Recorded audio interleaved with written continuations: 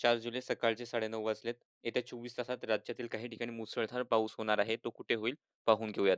नमस्कार, मी किरण वाघमोडे. तुम्ही पाहतात हवामान अंदाज आणि बातम्या फेसबुक पेज, यूट्यूब चॅनल. तर बंगालच्या उपसात ओडिशाच्या जवळ जे कमदाबाद क्षेत्र आहे ते अजूनही त्या ठिकाणी टिकून आहे.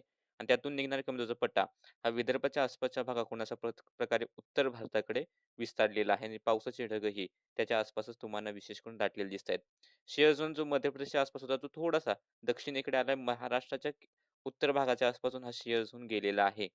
त्यासोबतच ऑफशोरच्या कोकण किनारपट्टीला सक्रिय आहे आणि गेल्या 24 तासात महाबळेश्वरमध्ये 266 मिलीमीटर, गोंदियामध्ये 170 मिलीमीटरहून अधिक पाऊस झाला आणि घाटाच्या भागातही अतिवृष्टीच्या बऱ्याच ठिकाणी नोंद झाल्यात. अतिमुसळधार पाऊस झालेला आहे. तुमच्याकडे पाऊस झाला असेल तर नक्की कळवा. बाकी सकाळची सॅटेलाइट इमेज पाहिली तर यवतमाळकडे जोरदार पावसाचे ढग आहेत. त्यानंतर इकडे नाशिक, घाटमाता, पालघर, ठाणे, मुंबईच्या आसपासचा भाग मुसळधार पाऊस देतील अशा प्रकारचे ढग आहेत. नंतर नागपूर, भंडारा, गोंदिया, गडचिरोली, चंद्रपूर, वर्धा, अमरावती, अकोला, बुलढाणा तसेच इकडे वाशिमचा भाग आहे, नांदेडचे काही भाग आहेत, बीडचे काही भाग आहेत, परभणी आहे, छत्रपती संभाजीनगर, जालन्याचे उत्तर भाग, जळगाव, हलक्या मध्यम मान्सून सरी काही ठिकाणी पाहायला मिळत आहेत.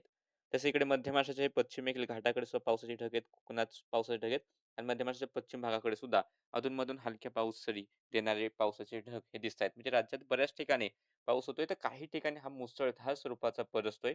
आणि आत्ता जर आपण पुढील 24 तासातील अंदाज घेतला, तर येत्या 24 तासामध्ये या ठिकाणी नाशिक घाटमाता, अहिल्यानगरच्या पश्चिमेकडील घाटाच्या आसपासचे भाग, पुणे घाटमाता, सातारा घाटमाता असेल, रत्नागिरी, रायगड, ठाणे, पालघरचे काही भाग असतील. मुसळधार ते अतिमुसळधार किंवा काही ठिकाणी अतिवृष्टी होण्याची शक्यता आहे. मुंबई शहर, उपनगर, रायगड, रत्नागिरी, सिंधुदुर्ग, कोल्हापूर घाट मुसळधार ते अतिमुसळधार पाऊस किंवा एखाद्या ठिकाणी झाली तर अतिवृष्टीची शक्यता याही ठिकाणी नाकारता येत नाही.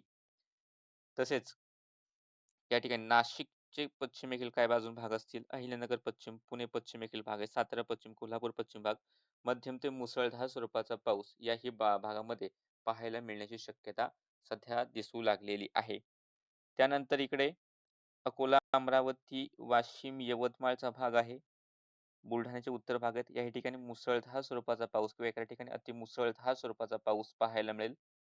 नागपूर, भंडारा, गोंदियाचा भाग असेल, हिंगोली, बुलढाणा, जळगाव, धुळे, नंदुरबारचे काही भाग, छत्रपती संभाजीनगर, जालन्याचे काही भाग, सगळीकडे नाही, नाशिकचे राहिलेले इतर काही भाग, अहिल्यानगरचे काही मध्यवर्ती भाग असतील.